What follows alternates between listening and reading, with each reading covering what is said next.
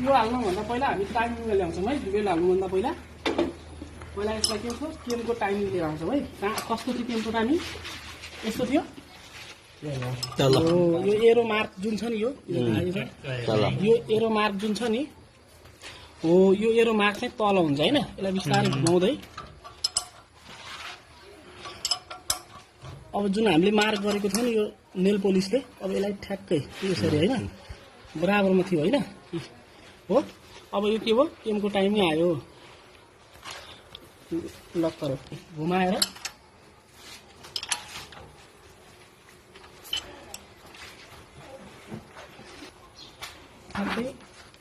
उही मार्कमा राख्छौँ है। अब यहाँ भित्रको यो एरो छ हैन यो एरो छ। अब यसको लागि ठ्याक्कै यहाँ कभरमै एरो दिएको हुन्छ है। ठ्याक्कै यो मार्कमा म्याच गर्छौँ यो भित्रको कभर र यो एरो र योसँग ठ्याक्कै यहाँ पोइन्ट यो मार्क गरौँ। क्र्याङ्कको टाइमिङ सेट गऱ्यौँ केमको लागि ठ्याक्कै टाइमिङमा लिएर आयौँ हैन। अब त्यसपछि हामी बल्ल यसलाई अझै पनि लक गरेर अब बेल्टतिर लाग्छौँ। सुरुमा यसरी यो दाँतामा राम्रोसँग खाँचामा बस्ने हिसाबले है यसरी हो। त्यसपछि यसलाई यसरी घुमाएर यहाँ एकजनाले समाइदिनु पर्यो है। यसरी यो एउटा दाँती फुत्किनु भएन है।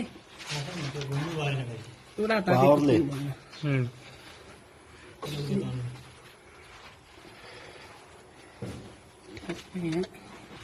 बस्यो हो।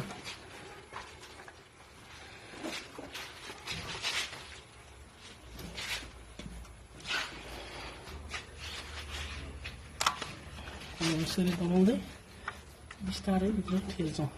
ठ्याक्क खाँचामा बस्यो होइन। ठ्याक्कै अहिले बराबर छ नि। पछि पनि एक राउन्ड हान्दाखेरि हाम्रो के हुनु पर्यो ठ्याक्कै यो आफ्नो ठाउँमा आउनु पर्यो त्यो आफ्नो ठाउँमा आउनु पर्यो। यदि एक दुई दाँती पनि यो यता उता भयो भने के हुन्छ फरक पर्छ है।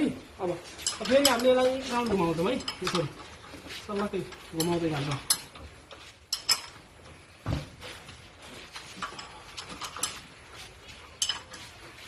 बेलको सरी आयो होइन ठ्याक्कै हेर्नु त बराबर आयो। ठ्याक्कै यसको एमा आयो यो एमा आफ्नो ठाउँमा आयो होइन आफ्नो पोजिसनमा आयो नि। हामी एक राउन्ड लगाउँदाखेरि हो। अब एकछिन